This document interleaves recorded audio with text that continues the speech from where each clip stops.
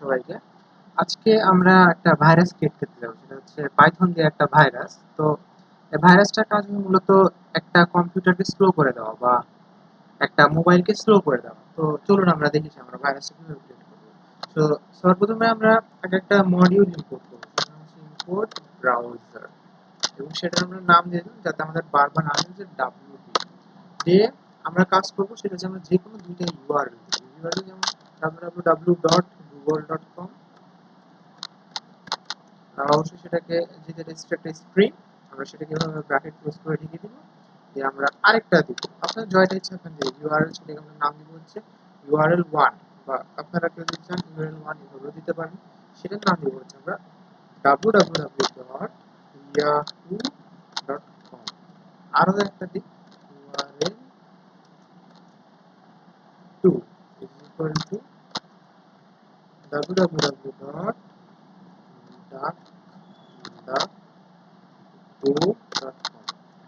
তো বেসিক্যালি আমরা করতেই পারি। এখন আমরা যে কাজটা করবো সেটা হচ্ছে আমরা এমন ভাবে একটা প্রোগ্রাম লিখবো যাতে আমরা বারবার এই তিনটা ট্যাব ঘুরে ফিরে, অর্থাৎ আমাদের বারবার আমাদের তিনটা ট্যাব ওপেন হয়। তো এখন পাইথন দিয়ে আমরা কিভাবে প্রোগ্রামটা ক্রিয়েট করবো যাতে আমরা প্রথমে একটা ট্যাবে ঢুকতে পারি। তো বেসিক্যালি আমরা যে কাজটা করবো সেটা হচ্ছে লিখবো আমরা wp.open, আমরা একটা ক্লাস কল করলাম ওপেন কি নয়তো ইউআরএল। তো বেসিক্যালি আমরা দেখি, ও সরি সরি স্যার, আমরা একটা ভুল করে দিচ্ছি, সরি। এখন এই দেখছেন আমাদের এখন গুগলের উইন্ডো ওপেন হয়ে গেল। তো আচ্ছা, এখন বেসিক্যালি আমরা নেক্সট জানবো। তো এখন আমরা যে কাজটা করব, আমরা এখন এখানে এমন একটা কাজ করবো, আমাদের লুপ ক্রিয়েট করব যাতে এই লুপের কাজটা হবে একই ওয়েবসাইট, একই ওয়েব ট্যাব, একই ট্যাবকে বারবার ওপেন করা। তো আমরা সেই ট্যাবটাকে বারবার ওপেন করার জন্য আমরা কি করতে পারি, আমরা একটা লিখি যে ফর আই ইন রেঞ্জ, আমরা একটা নির্দিষ্ট রেঞ্জ দিয়ে দিলাম, যেমন আইন রেঞ্জ আমরা কত, আমরা সিম্পলি একটা রেঞ্জ 10 10 দিলাম। তো ও wp.open ইউআরএল, এখন দেখুন কি হয়। আচ্ছা 5 দিলাম, তাছাড়া আমার ল্যাপটপ উল্টা হ্যাং হয়ে যাবে। তো কি হয়, এই দেখেন 5টা ট্যাব এভাবে খুলে দিল। তো বেসিক্যালি আমার উদ্দেশ্যটা হচ্ছে একসাথে যদি 5টা ট্যাব এভাবে খুলতে পারে, তাহলে আমাদেরকে একটা এত হ্যাং করার জন্য আমাদের কি দরকার হবে, আমাদের দরকার হবে যাতে একই জিনিস আমরা এখানে 5,000 50,000 বা এতগুলা একটা এত বড় একটা অ্যামাউন্ট দিব। তো আমি বেসিক্যালি নিজে এই অ্যামাউন্টটা দিতে চাচ্ছি না, তাহলে আমার কম্পিউটার নিজে হ্যাং হয়ে যাবে।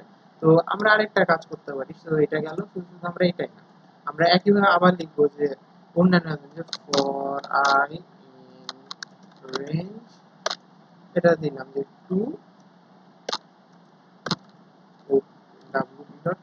wp.open URL 1।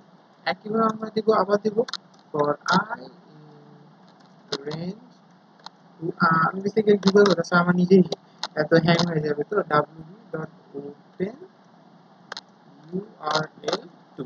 তো বেসিক্যালি আমাদের এই প্রোগ্রামটা এখন ক্রিয়েট হয়েছে, আর আমরা দেখি রান করে দেখি কি হয়।